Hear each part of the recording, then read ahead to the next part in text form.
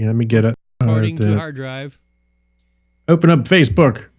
Yes, I did. Atomic batteries to power. Turbines to speed. Ready to move out.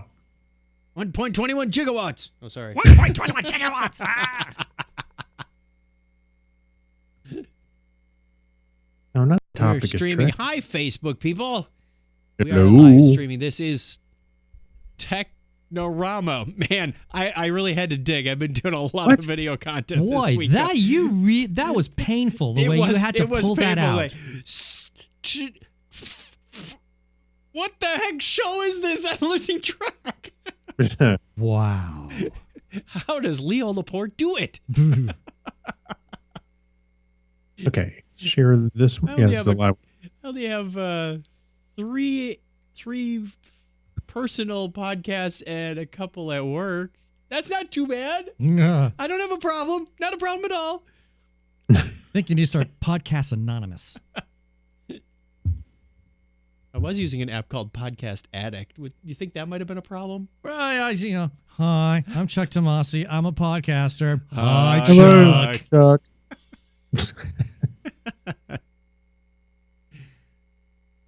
We'll get started with the show in just a moment. Craig, you said you were looking for something, waiting for something? I'm sharing. Oh. Is our video live?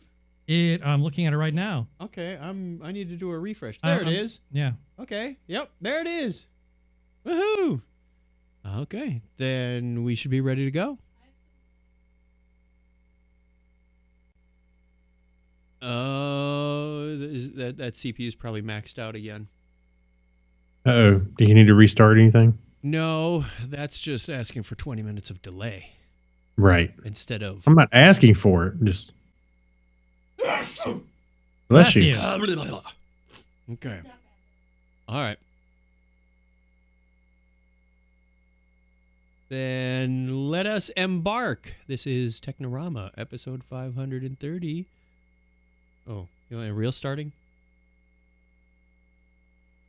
Technorama, episode 530. There's always that one screw.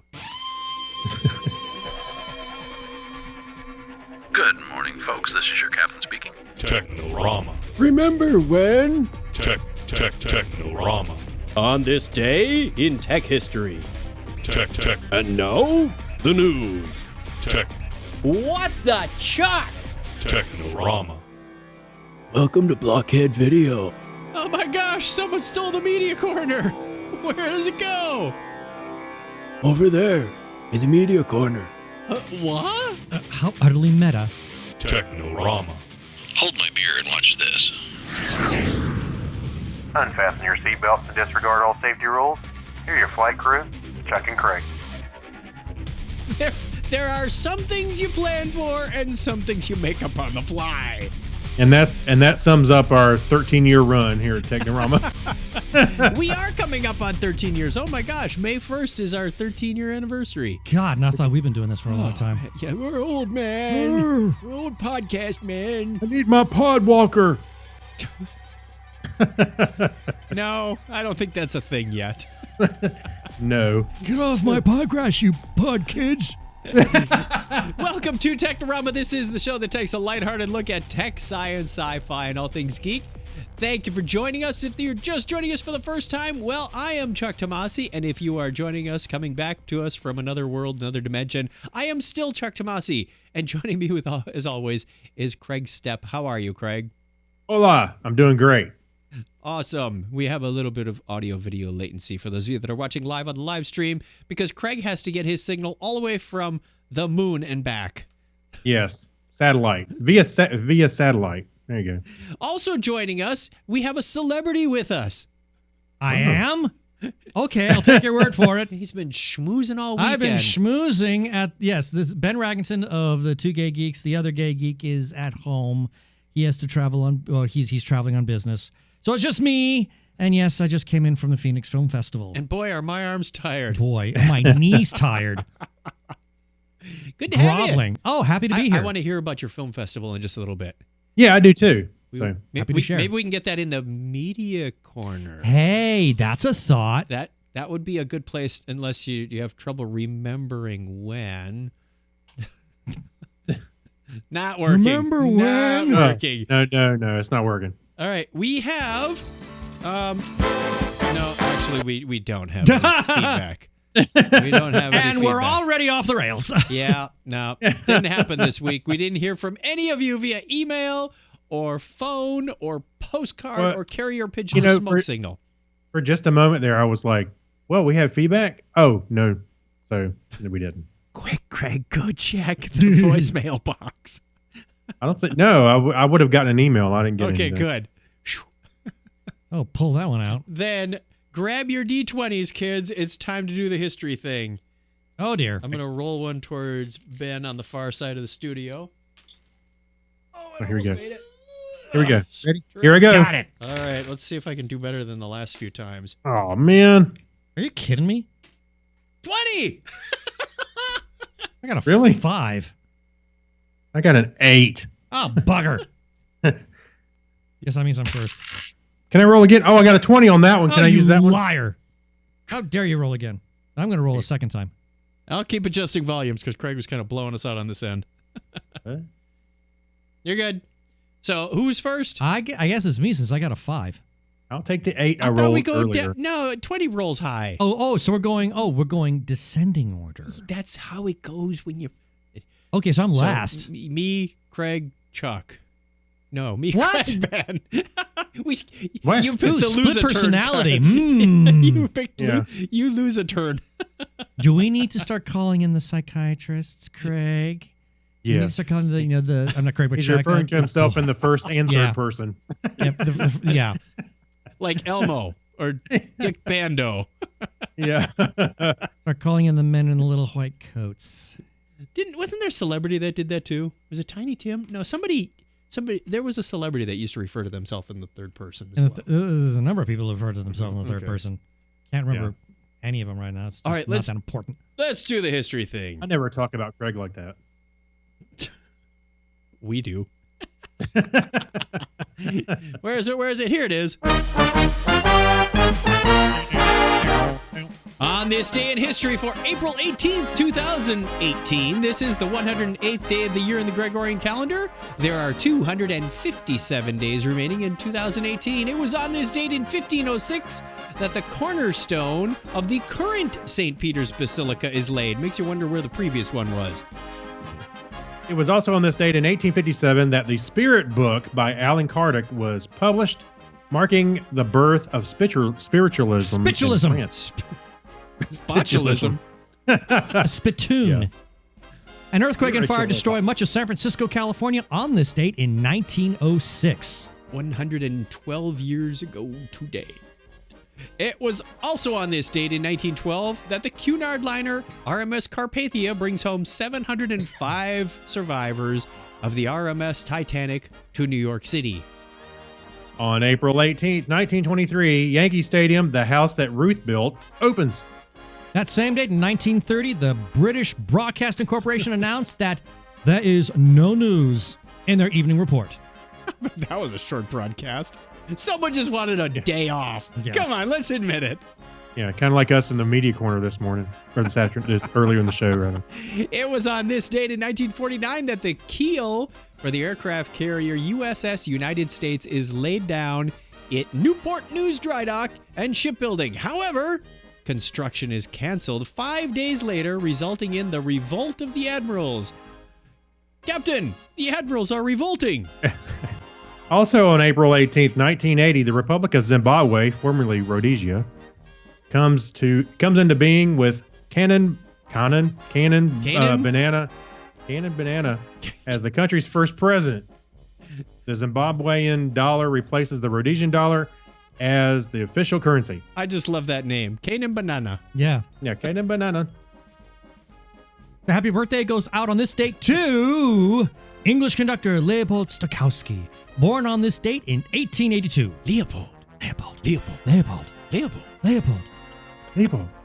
Yeah, there's a Bugs Bunny throwback Oh, for yeah. you. Ukrainian Jewish American physicist and academic Maurice Goldhaber was born 107 years ago today. Clifton Hillegrass, the American publisher, founded Cliff Notes was born 100 years ago today. I found it interesting that it's actually Cliff's Notes. Right. It's like the opposite of Oh, daylight like saving time. Exactly. There's an S in there. Cliff's Notes. Yes. Like he wrote them or something, you know. Precisely. or- He owned them, yeah. Vladimir Hut, Estonian physicist. Boy, I got the last name right and I couldn't say his title. Nice. Estonian physicist and philosopher was born on that same date in 1936. A piscicist. A piscicist, yeah. They're into fish. English actress Haley Mills and Haley Mills in The Parent Trap were born on this day in 1946. And American actor and producer James Woods is 71 today. Oh, is my hair out? Right. Also born on the same date in 1953, Canadian-American actor, comedian, singer, and screenwriter Rick Moranis. He shrunk the kids or something. Something like that, yeah. Also turning 56 today is American comedian and ventriloquist Jeff Dunham. American actor, producer, screenwriter, and talk show host Conan O'Brien is 55 today. Also born on the day in 1971, Scottish actor David Tennant. Get in my belly. I love his Scottish accent. I wish you would hear more of it. Oh, no kidding. It's stunning when you first hear it. It's like, whoa. It's wow. Yeah. I guess that didn't suit the Doctor Who thing at the time. No, they weren't ready for it until Peter Capaldi came along. Also turning 42 today is American actress, director, and producer Melissa Joan Hart. I think she was Clarissa Tells All back in the 90s. Could have been. Yeah. On Nickelodeon. Right. She's And Taiwanese. 42! I know. Kind of amazing. Taiwanese computer scientist and academic Audrey Tang is 37 today. Is it Tang or Tong? I think it's Tang, actually. Because I know in Lisa said in Thailand, it's Chang, C-H-A-N, Well, which is elephant. There's We're not in Thailand. Well, Taiwan. Anyway, keep going. I said we're not. No. Whose turn is it? German chess grandmaster Matthias Blubaum, born on this date in 1997. He's 21, and he's a chess master. Yeah, I feel very inadequate suddenly. Listener birthdays today are on the 18th. Scafey, a.k.a. Anthony. Amanda, Susie the Geek's daughter, is now, about 25? She had a picture with her mom on Facebook the other day. She's on the 19th. The 21st is Kim and Craig's anniversary. Craig. Yes, it Craig. is. Happy anniversary. Get a present. Anniversary. Happy Oh, I've got it anniversary. covered. Happy anniversary. Yeah. All right, the music is almost out, and the 23rd is Runtime. I don't want any runtime errors. Happy birthday to all of you. If it is your birthday and you're not on the calendar, we wish you all the best. You can get on the calendar by going to chuckchat.com/wiki and put your name down there. We will give you a shout out at the appropriate time of year, and all the best to the rest of you. Here we go. Yes!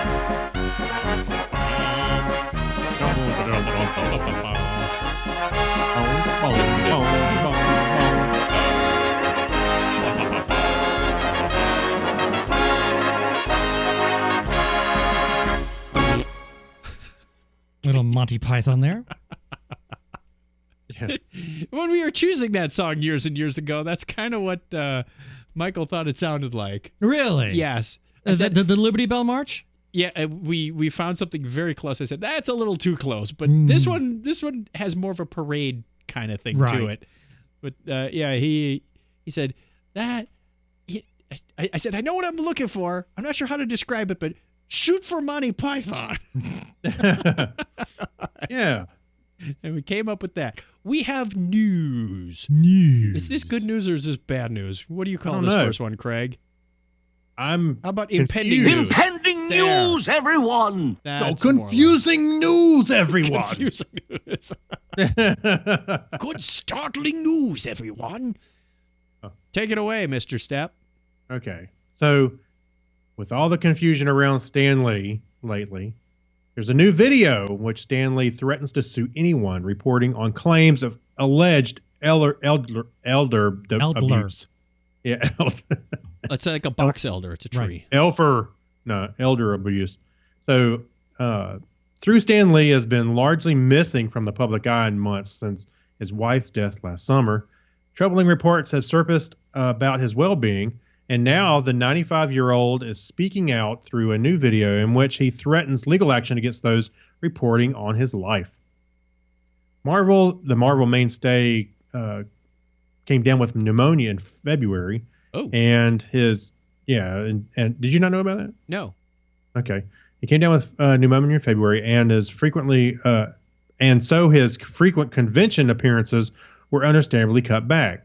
During this time, multiple reports emerged detailing how hundreds of thousands of dollars and literal blood were allegedly stolen from him.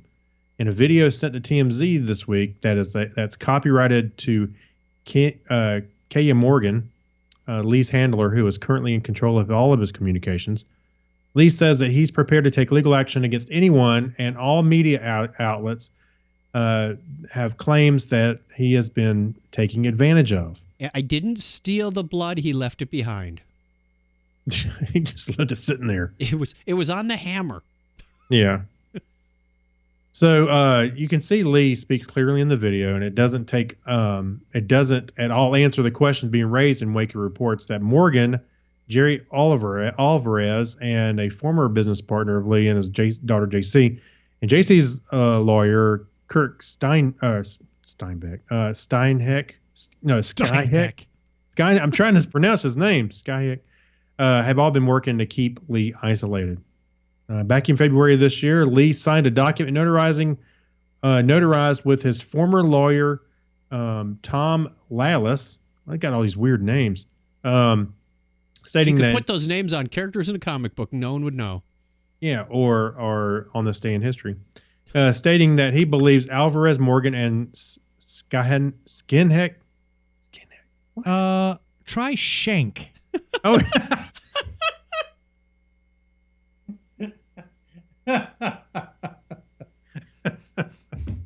That's how they got the blood. Right. To people with bad intentions, who'd insulate themselves from his family in order to gain control of his wealth. So I think this is all sad, and I'm not, because who knows what the hell's going on. And this is somebody that a lot of people obviously care about. So I hate to see that. I hate to think that somebody's taking advantage of, especially his own daughter. But I don't know how that's. I don't know.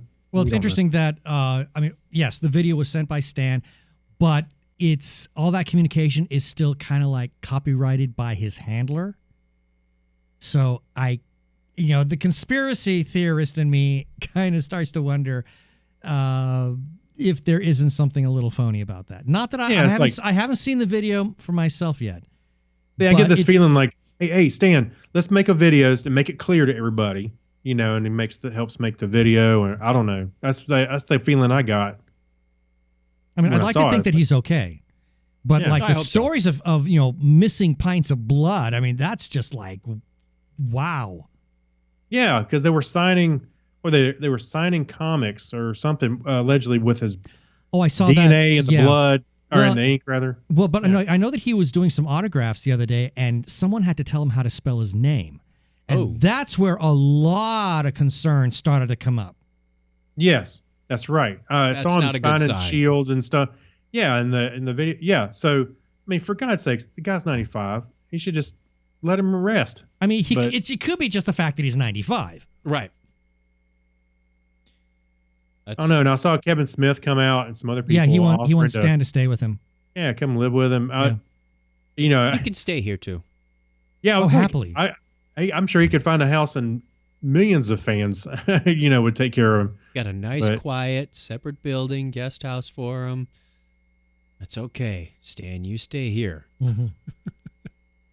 Yeah. So this is all pretty sad, and you figure somebody as old as he is, it's just I kind of see those buzzards kind of circling around, just waiting for whatever to that they can chew off and you take make off. sure all the legal documents are in place before you get that going. You don't want another Prince scandal on your hands. Heck no. Who does the estate belong to? Oh, it's my daughter that I never met, or somehow she admits she's related to me. No. Yeah.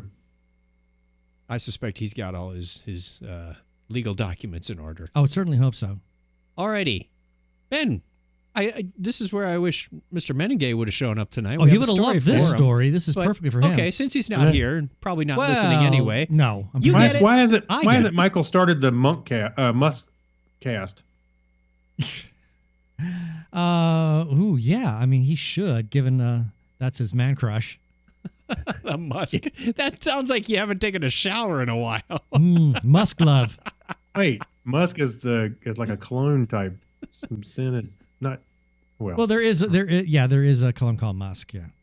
Anyway, during the March 30th Michael webcast, uses it. what? I think Michael uses it. He probably does. During the March 30th webcast of a Falcon 9 launch, video of the ascent was abruptly cut off at the 9-minute mark, with SpaceX officials saying it did so to fall in line with government restrictions. This is great. Bum, bum, bum. Weird, right? What's even weirder is that an obscure decades-old law is now suddenly being enforced. So, what gives? It's all Yuri Gagarin's fault for mooning the camera. Is that it? Yeah. Well, we've been It's able to... Yuri's night.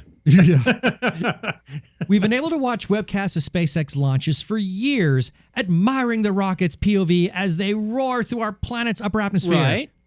Late last month, however, as the private space company was working to deliver 10 new Iridium satellites to low Earth orbit, the video transmission suddenly went black.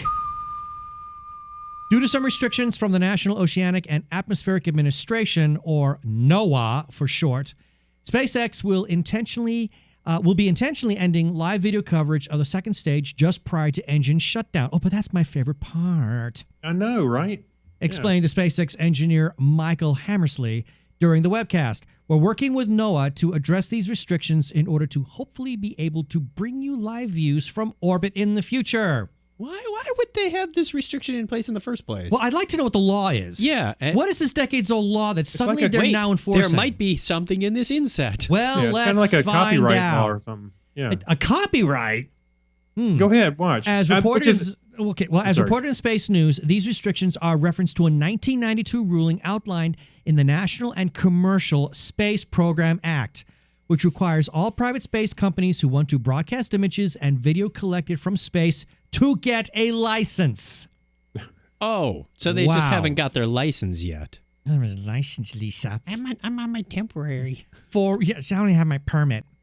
For reasons that still aren't perfectly clear, NOAA decided to enforce this ruling for the March 30th Falcon 9 launch, telling SpaceX to sawed off. No, I didn't say that. No, that the cameras on the rocket's second stage, which SpaceX uses for engineering purposes, qualify as a remote sensing space system, thus requiring the company to procure a provisional license. As an aside, there was no restriction on the recent supply mission for NASA, as government missions are exempt from this ruling. In light of this incident, Of course, NOAA right. issued a statement that's so brief we can share it with you in its entirety. The National Commercial Space Program Act requires a commercial remote sensing license for companies having the capacity to take an image of Earth while in orbit. Now that launch companies are putting video cameras on stage 2 rockets that reach an on-Earth orbit status, all such launches will be held to the requirements of the law and conditions. SpaceX applied and received a license from NOAA that included conditions on the capability to live stream from space, conditions on Earth imaging to protect national security are common to all licenses for launches with on-orbit capabilities. Right. You Does are not in error. compute. Working. Non sequitur. As noted, SpaceX has been broadcasting images from space for years without the benefit of a license and without NOAA giving it a hard time. So what's changed? Bum, bum, bum. This is Pirate Satellite Radio. Really satellite radio. Oh, where's Art Bell when we need him? You are in error. You need a bell? Art Bell. There you go. Art Bell. Oh, yeah. I mean, I'm sure he would have something to say about this. It's all about the aliens. I Oh, wonder if it okay. had You something to don't do want with them them to see throwing- the aliens. I wonder if it had something to do with them throwing the Tesla up in space. Hmm. Actually, I'm glad that they didn't come down on SpaceX That one? before that launch, because that was so spectacular and mind-blowing to watch. Can you imagine not being able to see that? Well, I guess you wouldn't know. You wouldn't care. You wouldn't have seen it. You couldn't see know it, what you you're wouldn't missing. care. You wouldn't know what you're missing. That's right. It wasn't here. It didn't happen. It's all a fake. All right, next story is we've got another scandal that has come out. Dum, dum, dum. It's over! Billy Mitchell, in the picture that we're about to show, the King of Kong, had his long-contested Donkey Kong high score stripped from the Twin Galaxies leaderboards, and the organization has notified Guinness World Records of its decision. More than that, all of his records have been removed from the forums, and he's banned from TG's, not Ben's TG's. Not our TG's, no. Competitive leaderboard wholesale. TG ran an independent. It's really hard to say TG without saying geek. After it. Yep.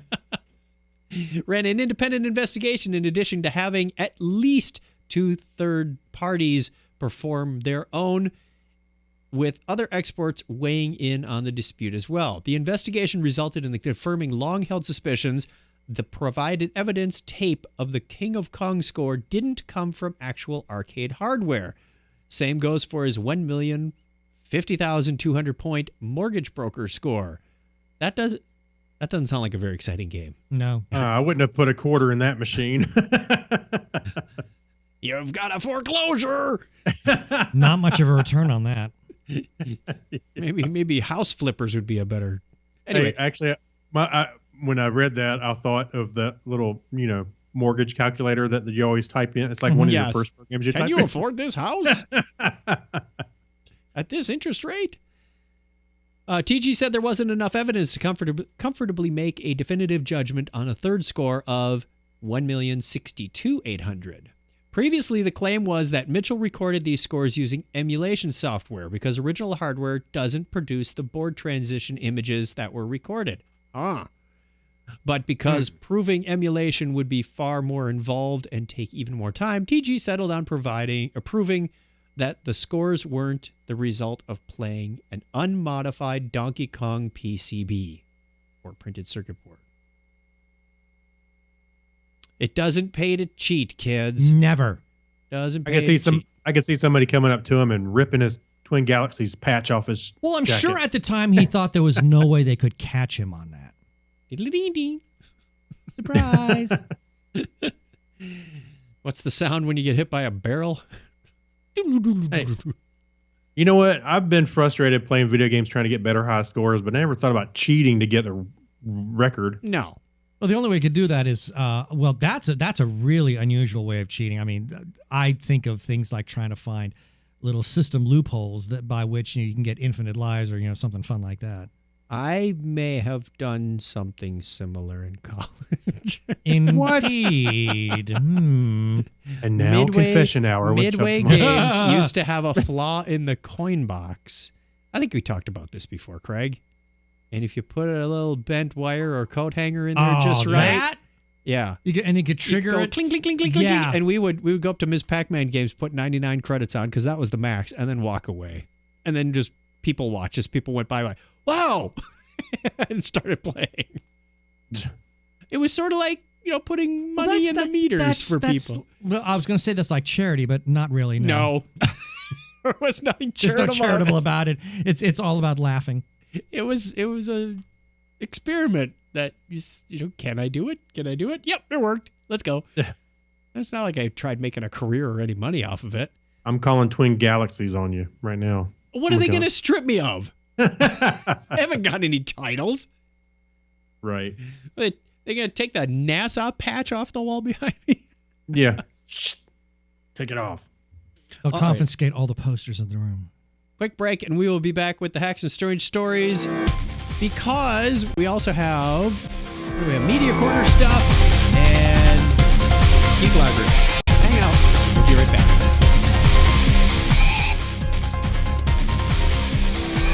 Hi, I'm Yuka, the host of Nutty Bites. And hi, I'm Jack, Nutty's regular guest. Or antagonist. Our podcast is like a call-in show where geeks get to debate topics about speculative fiction. We don't really debate. Sure we do. We debate topics such as lame superpowers, the best villains, and our favorite apocalypses. We're more like rant, rave, and then have massive nerdery. People call in from all over the world, sometimes minor celebrities, and we've even had some supervillains show up. You ever notice that you never have any superheroes or good guys? I'm a good guy. Compared to what?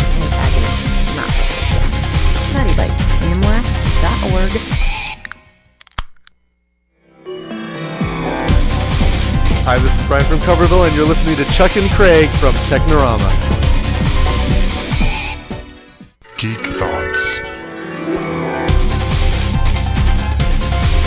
Garbage in, garbage out. But what about that recycling bin?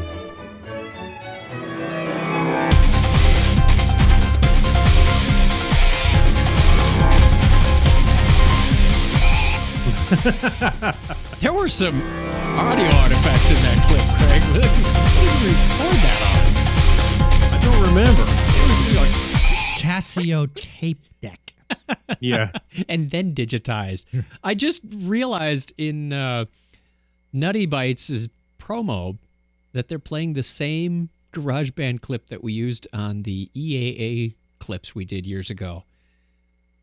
Craig, you remember these. It's when Steve Pruitt and I went and we did like the Honda Jet interview, and I know nothing about jets. Yeah. Oh, yeah. Just fake it till you get it. Right. And you had made some comment about, I just picture you with that music. Like you're running around going, what's over here? Let's go look at it. It's sort of this mischievous thing going up and down. All righty. Where were we? We were in the Hacks and Strange Stories. And I'm not sure if I want to partake of these or not, but Craig, why don't you take this one? Yeah, I'm not sure if I want these either, but I would do contact lenses that darken in sunlight are going to give you some creepy alien eyes. Unless you're like Ben, who already has creepy alien eyes. Yes. When he takes his contacts out. Yeah. What contacts? So Johnson & Johnson has teamed up with Transitions Optical, the company known for making those glasses that automatically darken when you go outside, to bring you the unique technology to contact lenses. I would do this. You would? Yeah. Just to be weird. Even though I don't wear contact lenses, I can't stand contact lenses. You get non-prescription transition lenses. I would do it for this. You know, if I would actually do this because I think this is completely far out. If they can do that, because I know they make bifocal contact lenses. So if they could give out, some contacts in my bifocal prescription that do this, that are photosensitive, heck yeah. Those sound very expensive. I'm sure they are, but wow. You imagine them going dark and you're like in a meeting or something. Is he okay? Why would it go dark in a meeting? No, but you go outside. And yeah, get dark. But most meetings are indoors, so I'm not concerned. I used to walk between buildings, between meetings a lot at my old job. And I always had dark glasses when I walked in. I had transitions for a couple of years. This is more annoying than anything. Those they didn't transition fast. Those were really, really slow in either darkening or lightening up. And I've heard now, I haven't tested it yet. I don't have any, but I've heard that now these things really change pretty quickly. And if that's the case, heck yeah, I'd get a pair. My luck, somebody would throw me on the ground and he's not responding. His pupils aren't. His pupils are dilated. Get off of me! He's becoming agitated. I'm okay. I think we pretty much covered that article. All right, it's done. The 2-week disposable contacts will presumably work similar. Let's see. I was hoping to find a price in here. Transitions contact lenses have been cleared by the FDA. That's good. I always want that, so you're not putting weird stuff in your eyes. It did say that the lenses darken slowly and then lighten up slowly. So that's I wouldn't do that then. Nah. Yeah, it'd have to be kind of quick. It would have to be. It would be. I've had transitions before, and you come inside and it's until it's like, all right, hurry up. Well, if they're glasses, that's one thing. You can at least take them off. I mean, you may not be able to see clearly, but at least you can see. Right. But if you're doing contacts, no thank you. Hold on a minute. Yeah, not about to. How about one in and one out? Then you don't have to worry. You can do like the old pirate eye patch thing. When you go inside, your pupil's already dilated. It's great. No, you do like this, and when you go outside, matey. You just switch over real quick when you go outside. Yeah, because that's normal. Take the patch and move it over. All right, shout out to the chat room. Craig, who do you see in the chat room this week? Why, I see Romper Bumper and Cole Stomper Fetters. No, she's somebody from church and our friends. And John Miller Jr. And Clinton. And Chuck Tomasi. What? Who's that guy? How are you into? And Clinton Alvord. Yeah. And Clinton Alvord. And John Miller Jr. All right. Do I have anybody here that I see that you don't? Watching now. No. No. No. No, I don't. Okay. So if you want to catch us, you can watch on Sunday night at 9:30 Eastern Time. We do this show by Via satellite. by proxy. by sheer luck. No. Yeah. He's trying to say by two coasts, but we're not on the coast. Craig is not even on the coast, but we're across a few time zones each. So we try to Closer bring to a coast than you are. maybe. Well, North Carolina is a coastal state. Okay. So is South Carolina, where I actually We're not live. that far from the sea. Oh, you're in of South Cortez. Carolina. Yeah, it's still a Yes. coastal state. Yes. It's just south of North Carolina. Right. Southern North Carolina. Yeah, North Carolina is just too far north, so I stay here, South Carolina. While we're at it, Too let's far north? What, them He's- damned Yankees? he's the northern Southern Carolinian. Yeah. All right, well, let's give a shout out to our outstanding patrons, because they give us a minor donation every week or every time we produce a show, and in return they get special content that most people don't. And we thank you gratefully for that, because their donations help offset the costs of running this show in hardware and software and hosting and anything else we can assumably come up with.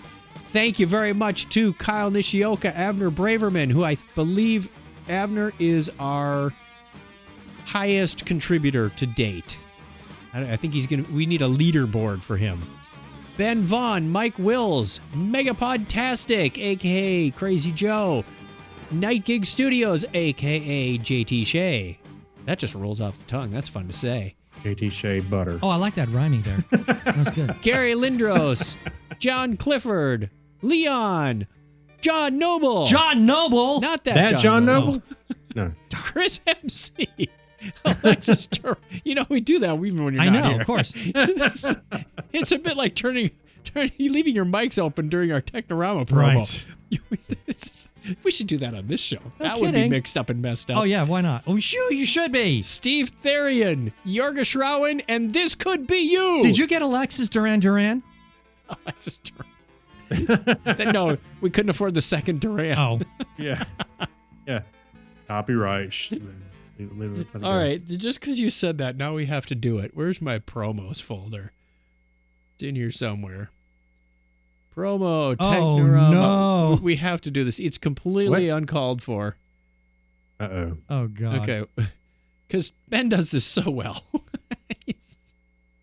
Technorama, the podcast for geeks, because geeks are better than cool. You don't hear someone say, "Get away from me, you cool person." Who's gonna have their 65-inch home theater system installed by the cool squad? Not me, that's for sure. How much cool cred do you have? Not enough to care about. Think you'll find any canned unicorn meat at thinkcool.com? It's just a part domain name. They don't even have roadkill in a paper cup.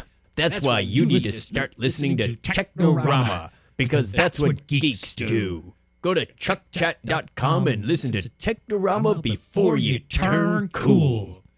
Incidentally, the Podcasting for Dummies podcast episode this week was on promos.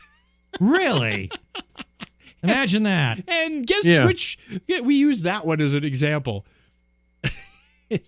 Because You use that one as an example? That was one of the examples Tia and I played when we were recording that. Okay. You don't have to. It wasn't all about the show. In fact, there's almost nothing about the show in there. If you think about it, that's one of the weirdest promos you've ever heard. Most of our promos don't have really much about That's right. about the show.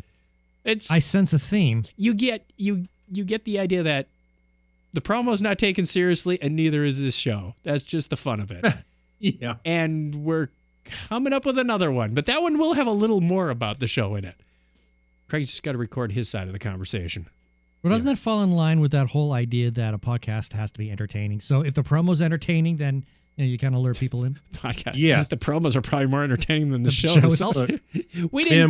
We can only muster up about 30 seconds worth of entertainment, At so a that's why we time, make promos. every 6 years. Well, that's sad. Yeah. That's really sad.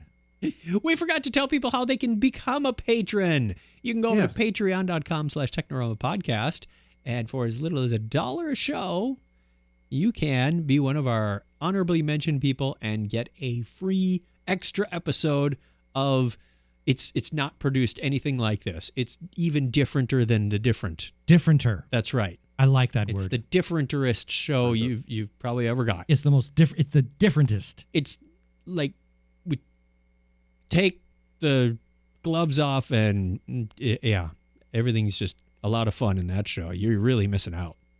Actually, you know what? Speaking of promos, I kind of like our Birth Your Inner Geek one. One that Kim helped you out on? No, she didn't help me out on that. I used some audio. Oh, was that Susie? No, it's a congratulations. It's a geek, and I thought it was Kim at the end. It goes, oh yeah. man. No, it wasn't Kim. It was we had downloaded a bunch of free audio clips, and it had or not free. It was something, and it had a you had an audio clip of some woman going. Argh! Yeah, that was it. It was like a men's section and a women's section, along with all the other sound effects. That's the sound I make every time I read the National Enquirer. Hey, play it. Can you play it? No, we'll play it. We'll play it later. We've got a couple more stories to go. I want to give Ben a chance to talk about what he did. Well, we need the media corner thing here. Yeah. There.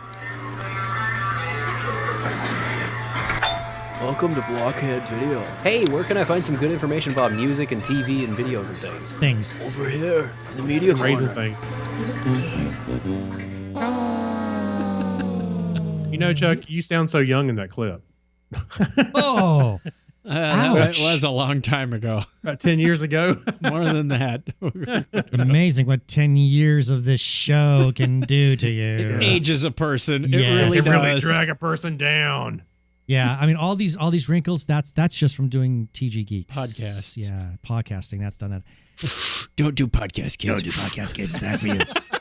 Stay in school. Yeah. Drink your orange juice. Stay cool. Stay in school. Don't podcast. So Ben, tell us about the Phoenix Film Festival. It just ended as of a few hours ago, prior to from this recording. Sorry, dear listener, you're late. Yeah, no kidding. Yeah. It runs for 2 weeks. Or a little more, 10 days actually. Mm-hmm. We didn't get to see all of it. Clearly, what ended up happening is we just went up for the first weekend. There's one movie that we were doing a big push on. That's a film called a science fiction feature called Chimera. I would call it a science fiction horror, and a fabulous one at that. So we were giving big push on that because the publicist for that film reached out to us to give us first opportunity to do reviews and do interviews, etc. And so we did. We were the first group to review it. We were the first people to interview the director. Actually, Nice. that was his very first interview ever. Really? Yeah, and this is a first. You seem to do that to a lot of people. You interview them, your first interview. Ambush. All the best. Cool. All the better. And he hit that. It was his first film, and it's an amazing movie about genetics. Oh, it's science gone mad kind of thing, but not in a really zombie like kind of horror thing. It's all about a man who wants to cure his dying children. Okay. So he uses genetics to do it. There's a little bit of a Frankenstein parallel to it. Sure. But it is, so we were there to really support that movie because it had just started doing the film circuit, the film festival circuit. But it gave us an opportunity to kind of catch a few other things. We last weekend we just went up, we just drove up and then drove back home. Drove up next day, drove back home. So we weren't able to see a whole heck of a lot. And then what we decided to do this last week is on Thursday night, we actually broke down our podcast studio and moved it into the host hotel for the event because we thought this would be a great way to get interviews. And wow, did we get some really, really great interviews. Because the neat thing about independent filmmakers, well, you should know this because you did this at Comic-Con a couple of years ago. Yep. And that is they want to talk about their film. Yep. They really do. Yep. So if you approach a director, any kind of independent filmmaker and say, or writers, I would like to talk to you about your movie. Oh, they will jump at the opportunity. It's exposure. Sure. It's exposure. Absolutely. It's big time exposure. Yeah. So we got to meet, first we attended, one of the sci-fi blocks. Interesting films. I would say that. There was some interesting stuff. The animation block was amazing. Really? Oh, wow. That stuff. animation block. Animation block? Yeah, the animation block was it was all animation short films. They were phenomenal. I mean, they blew my mind. They were so good in terms of quality and storytelling. Fantastic stuff there. And we hope to get an interview with one of them that did, the short is for a film, I believe, called Nora, which is... That sounds familiar. It's kind of like a proof of concept. It's sort of it looks kind of steampunkish. Okay. It wasn't the one we were talking about last week, was it, Chuck? That might be what sounds familiar. It's a really short film that's actually supposed to dovetail into a sequel feature film and possibly even a web series. It's CGI, but it looks like it was done as stop motion. Oh, okay. It's a beautiful looking thing. Fantastic characters. It's a very, very well done animated film. So we caught a lot of these things, but spend most of our time catching Chimera. But we would always go out, and because of the publicist, who also, she likes to do publicity work for us as well, she was introducing us to all these directors, saying, these are the two gay geeks. If you want to be interviewed, you want to be interviewed by these people. Nice. And everybody. What do you mean by these people? Apparently, they like being interviewed by me and Keith because we're very nice and we're very laid back. So unlike other podcasts that, they're very QA kind of thing. Well, Chuck and Craig too, because we've had you guys both on our show, and we really like to keep it conversational. We really like to keep it loose. Yeah, so a lot that's of people, the way to do it. Yeah, That's the way I like to do it. Well, I agree, and I find that if you can get the director to talk about themselves and the product, then they'll just open up and tell you everything and start telling you stories that no one else has ever heard. So we got a lot of these interviews, and these are being released in addition to our regular episodes. Our regular episodes come out on Monday mornings, and those are available through all the various podcast means. I mean, we do have an audio version on YouTube. You can go to our website, you can hear it there, but you can catch it on iHeartRadio, Spreaker, iTunes, SoundCloud. There's all sorts of places where those episodes are available. These interviews are on the website only, tggeeks.com. All you have to do is find the relevant article, go to it. Yeah, thank you. And your $2 are on their way. And you can find the little player, the embedded player, and you can hear the interview there. And I would say that, we interviewed, like I said, a number of directors, including one name. His name is Sean Skeen. He did a really fun little short film. It's sort of like what's that Guillermo del Toro movie that just won? Hateful Eight? No, Shape of Water. Was it Shape of Water? Shape of Water. Shape of Water. Yeah. It's like a cross between Shape of Water and Creature of the Black Lagoon.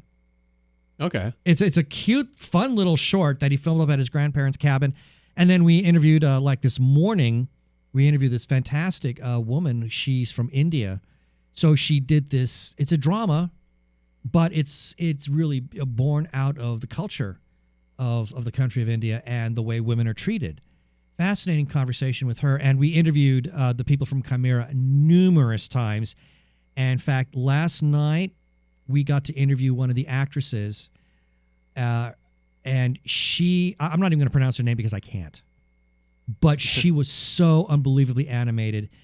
It was just one of the greatest joys to being able to talk to these people. So I would say go to tggeeks.com. You can catch all those interviews there. Also, I've got reviews or mini reviews of a lot of the films that we saw. So if you're curious, or if you hear about any of these shorts that suddenly become available through streaming means like Vimeo. Vimeo is a great source for finding a lot of short films. Check out our website because a lot of them do get reviewed by us. And I do want to give one little tiny teaser.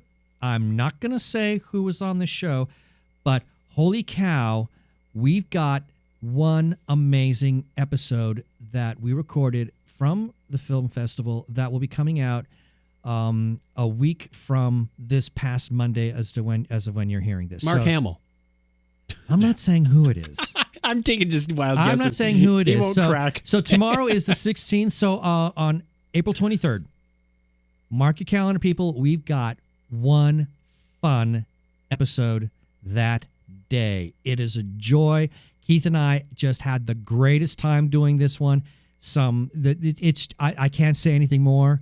It was just an absolute blast. But yeah, we had a great time at the film festival, and we've already decided that next year we are going to actually spend the entire time at the hotel. It's held up in North Scottsdale at the Cine Capri, which is a fantastic theater. I mean, it's a huge multiplex, but they actually they built a room that mirrors the original Cine Capri that was in downtown Phoenix. They still have that. But they got all these smaller theaters. They each have little names. You know, one room is called like the Arizona Republic. I can't remember the names of all the different theaters, but they're really comfortable. They have fantastic lounge chairs. So next year, we're going to just take the entire studio up, and we're going to be there for the entire duration. Set up the studio in one of the theaters? No, in the hotel. Yeah. In the theater. That'd be great. I'm sure the venue would love that. Hey, depends how much you sponsor. And well, we were definitely a sponsor. Our name was, in big lights there on before each film block. Nice. But yeah, we'll go up there, spend the entire time with the studio in our hotel room. We'll spend the day, because during the weekday they only program in the evening. So we'll use the day to interview all sorts of directors who are going to be in town for the festival. And this year they had over 300 films. Wow. Exactly. Wow. Another reason That's why a lot of movies to watch. It's a lot. They repeat them numerous times throughout the entire festival, which is another reason why we want to stay there for the entire run, because that will give us a chance, if and they have a lot of feature films too. So it would give us a chance to be able to catch any kind of block or feature film where there might be a conflict. So it'll allow us to do that, and we're not just talking independent films, but they also like to bring in a lot of old classic feature films. They were running This Is Spinal Tap. All right. Yeah, I would have loved to have seen that on the big screen. I never did. So I would love to have seen that. They were running Flash Gordon, Sam Jones film. Okay. So lots of really great movies. If you are a cinemaphile, you have got to check out the Phoenix Film Festival. I think it's one of the best in the nation. I really do. But we had a great time. Cool.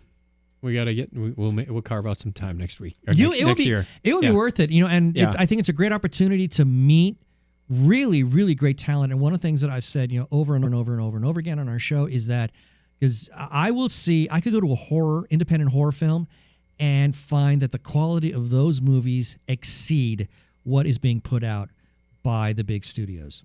I agree. Totally. In most cases, that's so. If you want to, so that is a great place to meet amazing talent, and especially since Phoenix Comic Con, or now I think it's Phoenix Comic Fest. They don't have any film programming anymore. That's disappointing. It is very disappointing. So all the more reason to go to the Phoenix Film Festival. Yeah, we may want to think about that, Donna, and swap out our calendars and say, all right, we'll take a weekend of film festival instead of a weekend and do the... It is really, really worth it. You will have an absolutely great time. A lot of the filmmakers come out. There's always Q&As going on. It's a great deal of fun. All right. Since we're on a separate... You just triggered a thought that we haven't mentioned it, or maybe we have. Correct me if I'm wrong, but... Craig and I and Clinton and our spouses are going on the Star Trek 3 cruise next January. Jealous. January 4th, is it? I believe that's the date. Yeah. It's right after the first of the year. So Norwegian Jade, if I remember the ship name although right? I am not jealous of that. No? No. You're not a Norwegian fan? I'm not a fan of the Norwegian cruise line. I've never been on Norwegian. I've only been on the Pearl. I've not been on the Jade, but the Pearl was an utter nightmare. The Black Pearl? Yeah, that's it. Actually, it's the Norwegian Pearl, so how would that be pronounced? So hopefully we'll get to see some celebrities. Hopefully we'll get to see some listeners to our podcast. We also do The Topic is Trek over at thetopicistrek.com. If you got any mobile gear, you might want to bring it. I got the H6. It's bring it because it's coming. Yep. Because my understanding. I mean, I've at the Star Trek cruise, but I know people. I'm a big fan of prog rock, and there is a prog rock cruise line that goes out every year, and a lot of people have easy access to those musicians that perform on those cruise lines. So it might be worth your while to bring the mobile gear in the hopes that you can at least sound better yeah. too. Yeah, there's definitely an opportunity there, and I would want. Brent Smider, leave me alone. There's That's my experience with him last time. Was it really? He was sort of, yeah. pretty much hostile brush off. Yeah. Oh, that's sad. How tragic. Well, the one time I spoke to him, he was not dismissive, but it kind of got a weird feeling from him. Yeah, Maybe he just wasn't feeling well. LeVar Burton also gave us a rejection, but he was a lot nicer about it. Yeah, well, LeVar Burton, it was on was it Sunday or maybe Monday, right before I left. Him and his handler were at their table by themselves. Nobody was around. I just walked up and said, "Hey, I'm a big fan. I'm getting ready to head out, so I just wanted to shake your hand." And he said, "Well, hold on a second." And they just sat there and talked to me for about 10 minutes, which is great. They have no problem when it comes to just chatting you up, but a lot of times when you want to put a microphone in their face, sometimes they get really put off by that. Yeah, we've had that experience the last couple of years at Dragon. From the handlers mostly. Mostly the handlers. It's sad because the celebrities want to talk to their fans. 9 times out of 10, that's true. They really do. It's the it's the organization / the handlers that say absolutely not. Right. Yeah, we've had a couple of people say, "Hey, they don't allow us to record stuff in this room." I'm like, you kidding me? Okay, let's go get some coffee. Keith and I interviewed Gareth David Lloyd at Phoenix Fan Fest a few years back, and it was in the dealer's room where the autograph tables were all set up. We didn't have any problem. The famous architect? Yeah. How did you guess? Yeah, that's him. That's why they allowed it, because no one else wanted to talk to him. Sure. Well, speaking of the dead coming back to life. Yeah, that's a good transition. Yeah, we're doing poorly on the transitions. Apparently, high-definition vinyl is coming next year. So the process of making records much over the last 100 or so years, and there is a video attached to this article if you follow it through the show notes on chuckchat.com/Technorama. You can see how I was actually impressed at the labor involved with pressing vinyl. It's I know. Not as straightforward as I thought. And the weirdest part of the whole process was they put the label on before they pressed the record. Really? I would have thought that was a post-production thing. No kidding. Yeah, the label goes onto this blob of molten vinyl on so both that they sides. know what it is they're going to be both sides. Printing? And then they partially press it into, they say hockey puck size, and then it goes to pancake size, and then it goes into the master, which is, the hard metal disc part that goes, presses it out into a 12-inch, and then they trim off the excess, and that's it. The label is on there the whole time. They have to have it on there because when they cut the hole, or in the case of a 45, they cut a bigger hole. You want it lined up. You don't I've want the seen label some pretty going, messed up labels in my life. Well, that was because it was probably made on a Friday or a Monday. And the hole was cut off center. I mean, we had... I haven't seen that. What was it? Tom Petty's You Got Lucky that was like a half-inch off center. Oh, dear. But I have seen many times, I've seen the label that's off center, and I will just stare at that thing as it turns around and just get... It's hypnotic. Then I throw up because I get motion sickness. Hey, come here. Yeah. Reading on all over the album. Reading on, it hasn't changed in the last 100 years or so, but that itself could change soon. Austria-based Rebeat Innovation has begun working on vinyl into the 21st century. Of course, that involves lasers. Specifically converting analog audio information into digital. 3D topographic... Well, I know that Styx Paradise Theater had a laser engraving. It did. On it. On the backside, yeah. It was pretty cool. Really awesome. Specifically converting analog into digital, 3D topographic map of the music and etching that into a platter with light. Isn't that called a CD? That's what I was thinking. I was about to say the same thing. It's a compact disc. According to Pitchfork, this process will result in around 40% longer playing times on each side, 30% more amplitude, and will offer better sound quality overall. So it's a compact disc, just an LP size. Wait. It's a disc. Is it the point of listening to vinyl to not get that high-def sound? It's a laser disc. Oh, boy. I don't think they really need to improve on a vinyl. Just keep making it. Also sidesteps the chemicals typically involved using the record-making process. There were a lot of chemicals involved in this video that I watched. First HD records won't be in stores for a while. Rebeat recently picked up a $4.8 million investment, and it's using $600,000 of that money to buy its laser system, which may not ship until this July. From there, the company needs to produce test stampers and find a handful, 5, of pressing plants. The plan is to have test press at Detroit's Making Vinyl Conference this October, with LPs arriving at your favorite record. Wait a minute. Is it compatible with existing turntables? That was my next question. Yes. Is this compatible with a standard turntable? Purists might scoff at the idea of vinyl needing any improvements, of course, which I just did, thankfully. I mean, you're welcome. But that the sound quality for records is all over the place, and not everything lives up to the, quote, vinyl just sounds better, man, credo that your music fiend friends crow about. I disagree with that, but that's not to mention how inconvenient it can be to flip a 14 to 20 minutes, especially in social or party situations. The increased amplitude might be nice too, and with the hotter source, you likely won't have to crank your amp as loud.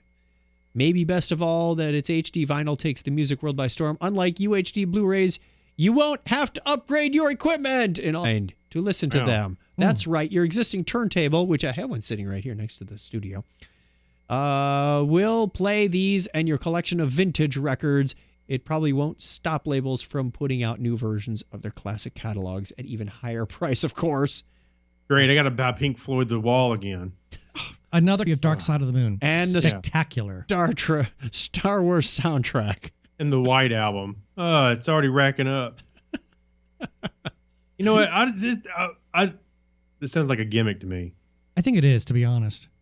I know that LPs. I know that LPs are making a interesting nostalgic comeback of a sort, but I think that's just a generational thing, because I still think that downloads are going to be MP3s. I still think that's the way. I have to upgrade Petula Clark.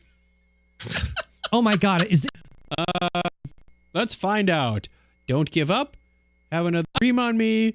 Your love is everywhere. 1 in a million. Beautiful in the rain. Actually, it sounds more like a conversation. This sounds more like a conversation in the song list. No, there is no downtown on this. Oh, what a drag. Yeah, that's not the good one. This was a garage sale freebie. Oh, that's the bad one. The bad.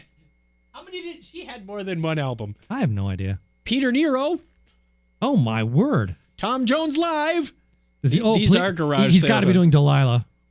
John Ho live at the Polynesian Palace. Tiny bubbles. My good stuff's off to my right. These are just random ones I pulled out. I'm kind of I'm gonna echo a little bit what you said. You were trying to say, Ben, I think, was that although I love vinyl and put my hands on. Yeah, there's something about it that is there. It's an experience, as opposed to you just go to your iTunes library, fire something up, or Billy Idol. Wow, is that Rebel Yell? Far out. But at the same time, I'm a little torn because it is so convenient to jump into my Google Music and just play it off there. I can listen to anything. And with things like Apple TV and devices that you get the music into your home stereo. Yeah, you just go, hey, I want to listen to quality sound. Now, I admit there is something. Oh, hey, that's a good one. Eagles Live. That's a great album. Oh yeah, that's a very good album. Chuck, we're trying to have a conversation here. Yeah, stop it, Chuck. I'm derailing my own show. Yeah, you've hijacked your own. Dare you? How dare you hijack it from the hijacker? No, but there is something really cool about actually taking the LP out. And putting it on the turntable and gingerly reading the liner notes. I mean, all of that. I mean, it was something of an event almost. Every single time you wanted to listen to an LP, kind of missed that, and the liner notes and all of that. I mean, that's you don't really appreciate that album art. Oh, album art. I know you hardly get to really appreciate that. Queen's now. News of the World. I don't know how long I've stared at that album cover. Oh, me too. Yeah, that was a wonderful piece of art. Or any album cover by Roger Dean, who did the art. Okay. Oh, his artwork is just mind blowing. Or Geiger's work for Emerson, Lake and Palmer's Brain Salad Surgery. I mean, album artwork. It's a lost art. To be honest, I mean, you can see that on CDs these days, but it's just not the same. So there's something to be really cool about LPs themselves. But if you're just audio, I still say that CD is the best way because you don't have an actual contact being made between the needle and the the source of the music. medium. Yeah, there's no friction. Exactly, because you play that so many times, and eventually it is to start to wear. Yeah. You will get a degradation. Yep. It's unavoidable. So I remember what a stereo a guy at a stereo store told me when I very first saw the very first compact disc player. He said the beautiful thing is, when you put on an LP and you crank the volume, you not only you get more noise, but when you put on a CD and you crank it up, all you're getting is more music, louder music. You're not getting louder noise. So there. I sure did love my Violent Femmes album when I could hear the record pops. But how would you know? I mean, how would you know that was, the Violent Femmes they were pretty. You don't have to balance the tone arm on a CD. Pretty what? I want to hear what you. No, I was just thinking Violent Femmes. They were really phenomenal when it came to sound. That might be the exception, because when you turn up the Violent Femmes, you don't get more music, you get more noise. Yeah. And and to be honest, and I do like the Violent Femmes. So it's a quality of their music. They were a large part of my teenage angst, whatever angst I had. But the Violent Femmes were part of your teenage angst. Wow. I don't know. That's amazing. One of my friends had, and I was like, oh, I got to tape them, and I made tapes. And I listened to the hell out of those things. I love the early Violent Femmes. Mm-hmm. Oh, they're amazing musicians too. You want to do this last story, Craig? No, we run out of time by now, right? Well, time is relative. Like my uncle. Yeah. So, in the Chuck programs I program, and I keep seeing, I always look for the random function to randomize the number, and I'm like, okay, that's good enough. But apparently for some, it's not.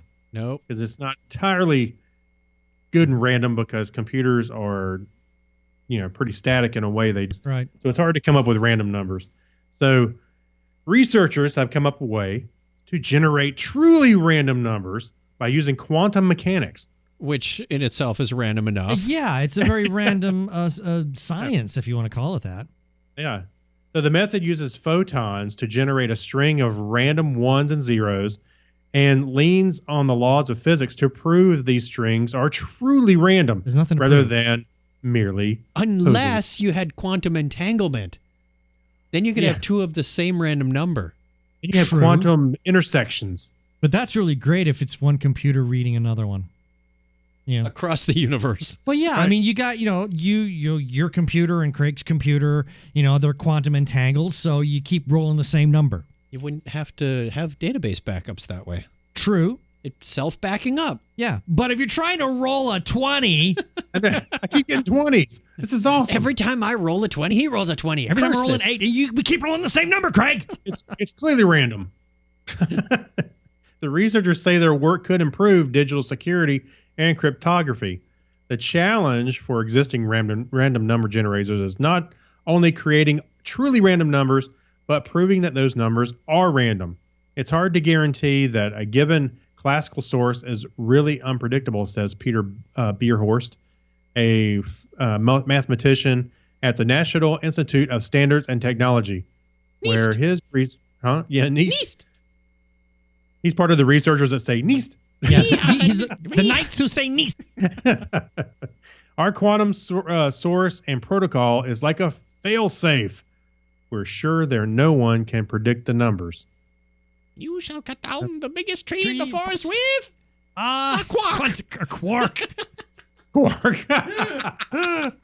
It can't be done.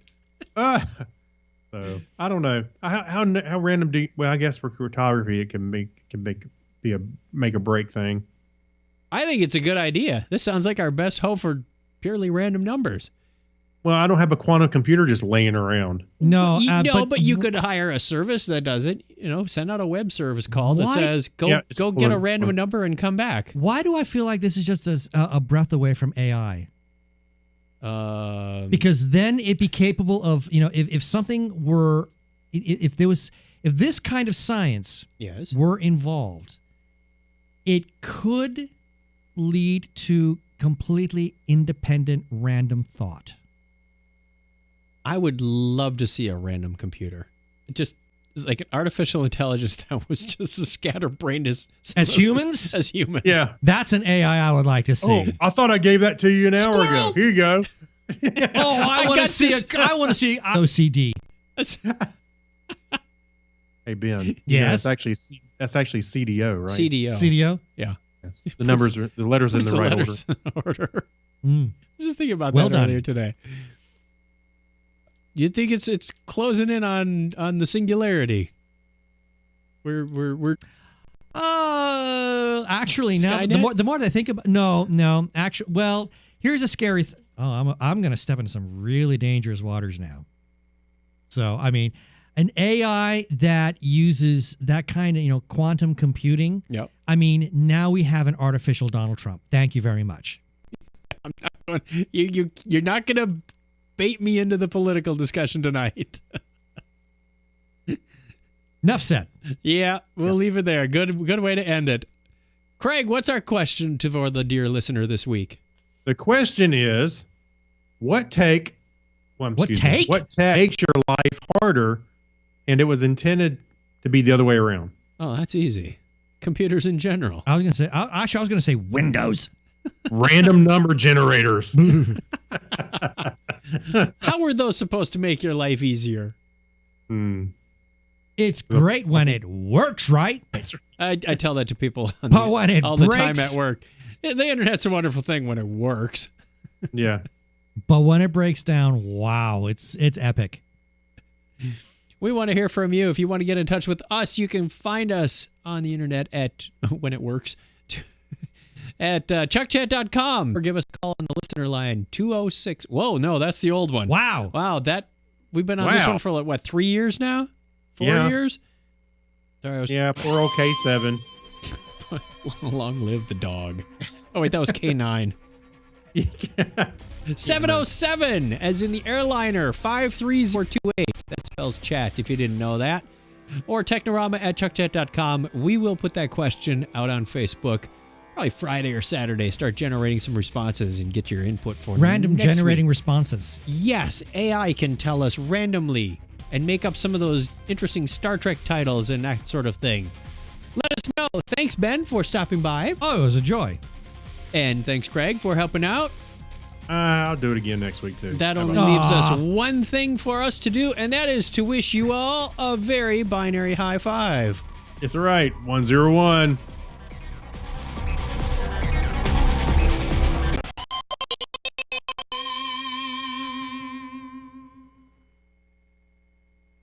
And there was no snarky comment at the end. Do we want to close the windows now, Donna? Okay. Thank you, ladies and gentlemen, for watching on the live feed. It has been fun and appreciate it. And it's been real fun. Seeing